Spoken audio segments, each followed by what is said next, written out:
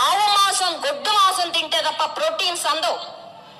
41% మంది stunted growth తో wasting అవుతున్నారు ఈ దేశంలో పిల్లలు.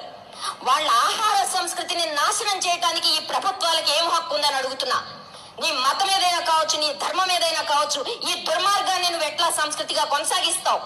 నీ మనోభావాలు గాయపడితే లక్షలాది పిల్లల జీవితాలు నాశనం అయిపోతే నీకు పర్వాలేదా అని అడుగుతున్నాను నేను. ఏ సంస్కృతి గురించి మాట్లాడతాం మనం? ఏ సాంప్రదాయం?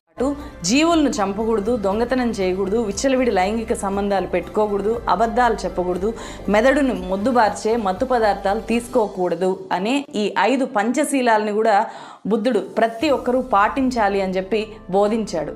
ఇవన్నీ కూడా మనిషిని నైతిక మార్గంలో నడిపిస్తాయి. కాబట్టి నేరాలు, శిక్షలతో పనే ఉండదు ఈ మార్గాల్లో నడిచేవారు.